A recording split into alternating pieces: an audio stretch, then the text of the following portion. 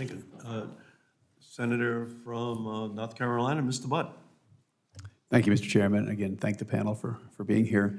Ms. Gomez, you were Deputy Assistant Secretary at the National Telecommunications Information Administration when the $4 billion Broadband Technology and Opportunities Program, or the BTOP, was established.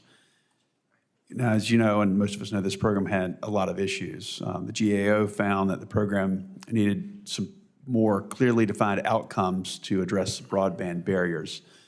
The New York Times also reported that the program used grants to build fiber networks where they already existed rather than where they're most needed, such as in rural or mountain towns, a lot of which is like North Carolina.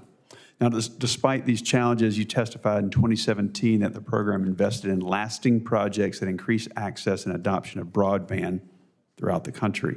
So, Ms. Gomez, given your role in overseeing this program, BTOP, how can we as a committee have confidence that you're going to responsibly steward taxpayer dollars at the FCC and prevent desperately needed broadband funding from going to wasteful overbuilding? Thank you very much, Senator, for that important question. I am certainly hopeful that I can bring my experience to bear and the lessons learned from prior programs in helping the FCC to ensure strong oversight and that the dollars are going to those that most need them. Thank you for that. And if successful, I hope that you will. So thank you.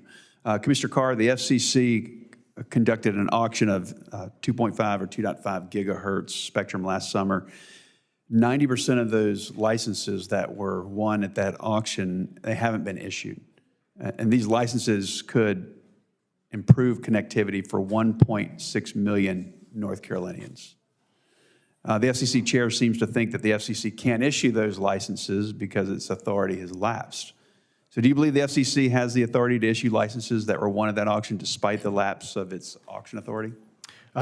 Thank you, Senator. Yes, I do. In fact, I think the FCC's statutory authority is clear and the analysis is straightforward. Our Section 309J authority to conduct new auctions has expired, but our Section 309A authority to issue licenses won at completed auctions continues. In fact, when we issue licenses bought at auction, we always cite 309A, not 309J, as a source of authority. And around the country, about almost 55 million people that if we issued these licenses, they could get new service or better service virtually overnight. And so I think that's one that we can take and certainly that we should take.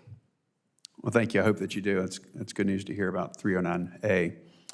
On June 15th of 2023, Chairwoman Rosen Worcel circulated a notice of inquiry to, quote, investigate how data caps affect consumers and competition, end quote. Specifically, the notice of inquiry asked how the FCC's legal authority to take action regarding data caps. Ms. Gomez, is taking legal action to ban usage-based pricing, is that a form of rate regulation? How do you see that? Thank you, Senator, for your question. I have to admit I don't know much about the notice that the chairwoman circulated. I think when I think of rate regulation, however, since that's what your question was, I think of traditional rate regulation like I used to do when I was a young staffer at the FCC, involving tariffs and price caps and rate of return regulation. And that is certainly not something I think is necessary today. I think competition is the best regulator of prices. I appreciate that. So a follow-up question, how could the FCC possibly account for all the downstream effects that would follow if the FCC decided and banned usage-based pricing? Thank you, Senator. It's my view that we always need to be careful about unintended adverse effects. And it's something that, if confirmed, I would want to make sure that we understand if the FCC has any items placed before it. As commissioners, the commissioners have to see items and review items that may affect downstream services. Very good. Again, thank you all.